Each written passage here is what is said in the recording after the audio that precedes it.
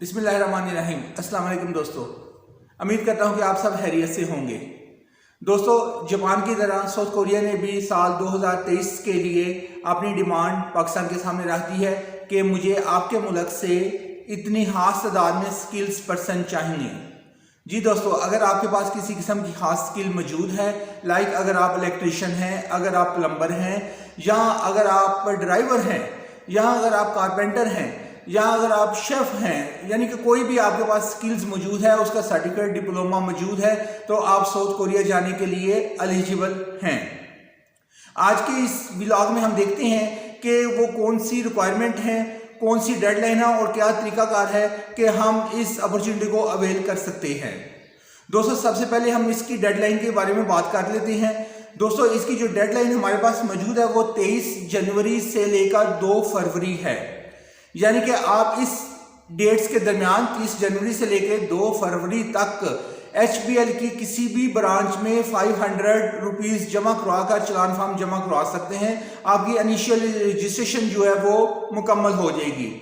अब 3 फरवरी को जो OEC है इसकी कुरानदाजी करेगा, ड्रा करेगा, और उसमें अगर आप एलिजिबल हो जाते हैं, अगर उस कुरानदाजी में आपका नाम निकल आता है, तो आप फिर सेकंड फेज के लिए एलिजिबल हो जाएंगे, क्वालिफाई कर जाएंगे।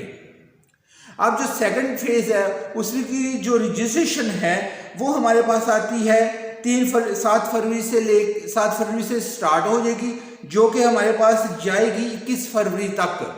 जी दोस्तों, अगर आप पहले ही अपनी रजिस्ट्रेशन मुकम्मल कर लेते हैं, कुरानदाजी में कामयाब हो जाते हैं, तो सेकंड फेज में जब आप क्वालिफाई कर जाएंगे, जो कि 21 फरवरी तक होगी, 7 फरवरी से लेके 21 फरवरी तक रजिस्ट्रेशन होगी, उसमें आपकी फिर रजिस्ट्रेशन होगी।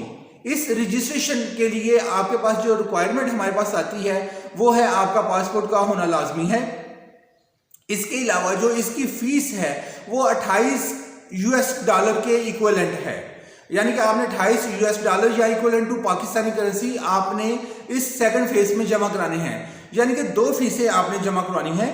पहली फेज में आपके पास CNIC होना चाहिए, आपने HBL की ब्रांच में 500 जमा करवाने हैं। अगर आप कुरानदाजी में क्लियर हो जाते हैं, आपका ड्रा निकल आता है, आप सेकंड फेज के लिए क्वालिफाई करते हैं, तो फिर आपने पासपोर्ट के साथ फिर इस सेकंड फेज पे आपका पासपोर्ट का होना लाजमी है। उधर आके आपने $28 या इसके इक्विवेलेंट पाकिस्तानी रुपीस जो है वो जमा करवाने हैं। इसके बाद मार्च में हमारे पास इसका एलिजिबिलिटी टेस्ट होगा, यानी कि स्किल्स टेस्ट होगा। इसमें जब आपका, मेरा मशवरा है कि जब आपका फर्स्ट फेज क्लियर हो जाए, जब आपका कुरानदाजी में नाम निकल आए, आप सेकंड फेज के लिए क्वालिफाई कर जाए, तो आप जो कोरियन लैंग्वेज है उसको साथ सीखना शुरू कर दें। कोरियन लैंग्वेज जो आप सीखेंगे वो किसी भी प्राइवेट इंस्टीट्यूट से आप सीख सकते हैं। माइंड इट, ये आपने किसी किस्म के एडवांस लैंग्वेज कोर्स नहीं करना, बल्कि इसका जो बेसिक कोर्स है वो आपने करना है, जिसमें आपका टेस्ट लिया जाएगा, आपका रिटन से मुतालिक लिया जाएगा और आपका लिसनिंग से मुतालिक टेस्ट लिया जाएगा। जब सेकंड फेज आप क्लियर कर लेंगे, उस वक्त जून के महीने में तकरीबन इसकी डेट हमारे पास आती है टेस्ट की, जिसमें आपका स्किल्स का टेस्ट लिया जाएगा, बेसिक लैंग्वेज का टेस्ट लिया जाएगा।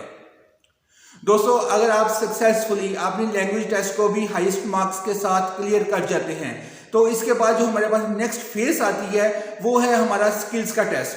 जी दोस्तों, इस फेज पे आके जो आपने इनिशियली अपने डॉक्यूमेंट्स जमा करवाए हुए हैं, जो आपने अपने स्किल्स से मुतालिक आपका सर्टिफिकेट्स है, डिप्लोमाज हैं या डिग्रीज हैं, जो कि आपने गवर्नमेंट ऑफ पाकिस्तान को जमा करवाई हैं कि मैं इन शोबाजात में महारत रखता हूं, ये मेरे सर्टिफिकेट्स हैं, ये मेरे तजर्बे के सर्टिफिकेट्स हैं, उसका वेरिफिकेशन होगी, उसका टेस्ट लिया जाएगा।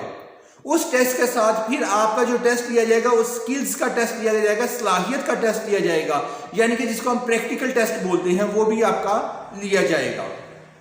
ये जो तमाम दुरानियां हैं ये तकरीबन हमारा जाएगा दिसंबर 23 तक।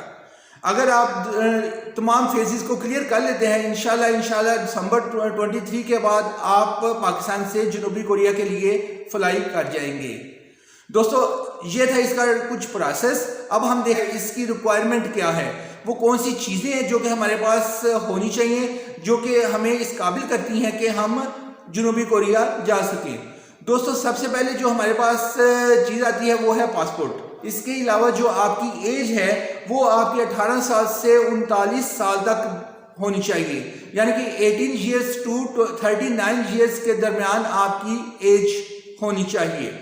इसके अलावा जो आपका पुलिस रिकॉर्ड है वो बिल्कुल क्लियर होना चाहिए, वो उसके किसी किस्म का कोई आपके ऊपर कोई जुर्म वगैरह या कोई FIR वगैरह बड़ी वो ना लगी हो, यानी कि पुलिस कैडेट सर्टिफिकेट वो आपका क्लियर होना चाहिए। इसके अलावा जो हमें रिक्वायरमेंट है इसकी वो ECL है, एग्जिट कंट्रोल लिस्ट में आपका नाम नहीं होना चाहिए। इसके अलावा हमारे पास पिक्चर्स होनी चाहिए, 3.5 सेंटीमीटर से 4.5 सेंटीमीटर की पिक्चर्स विद ब्लू बैकग्राउंड हमारे पास मौजूद होना चाहिए। इसके अलावा जो हमारा E9 और E10 का वीज़ा है साउथ कोरिया का, अगर आप पहले कोरिया जा चुके हैं E9 या E10 के वीज़ा के ऊपर, आपके लिए ज़रूरी है कि आप 5 साल से ज़्यादा का अरसा उधर ना गुजार के आए हों, यानी कि विद इन 5 ईयर्स आपका पाकिस्तान में वापस आना ज़रूरी है अगर आप E9 या E10 वीज़ा के ऊपर साउथ कोरिया पहले रह चुके हैं।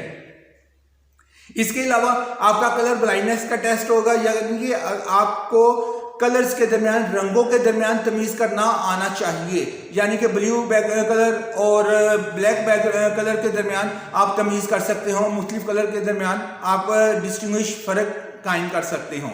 इसके अलावा आप में किसी किस्म की कोई जिस्मानी वीकनेस, जिस्मानी मजदूरी नहीं होनी चाहिए, मसलन आपके हाथों की उंगलियां, आपके पाँव की उंगलियां आप वो ठीक होनी चाहिए, आप में कोई जिस्मानी मजदूरी नहीं होनी चाहिए, आपकी रीढ़ की हड्डी, मोरे, इनमें किसी किस्म का कोई दर्द वगैरह कोई प्रॉब्लम नहीं होना चाहिए।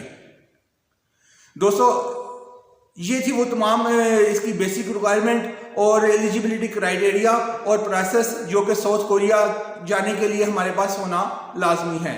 उम्मीद करता हूँ कि तमाम दोस्त इस मौका से फ़ायदा उठाएंगे और जितनी भी जल्दी मुमकिन है 30 जनवरी से लेके 2 फरवरी तक HBL की किसी भी ब्रांच में आप अपना चालान फॉर्म जमा करवा सकते हैं।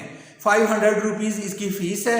अब जो चालान फॉर्म है वो किधर से लेना है, डिस्क्रिप्शन में मौजूद मैंने वेबसाइट का एड्रेस डाल दिया है, OEC गवर्नमेंट ऑफ पाकिस्तान का एड्रेस लिख दिया है, ऐड कर दिया है। आप उधर से जाके अपना चालान फॉर्म डाउनलोड करके HBL की किसी भी ब्रांच में जमा करवा के कुरानंदाजी में शामिल हो सकते हैं।